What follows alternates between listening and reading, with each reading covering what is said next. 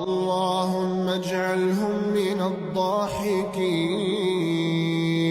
واجعلهم من المستبشرين ومن الغارسين من ثمار جنتك ومن الشاربين من حوض نبيك.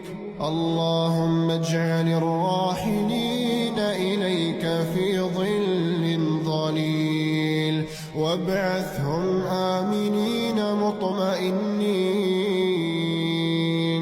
اللهم استودعناك من بات في قبره وحيدا.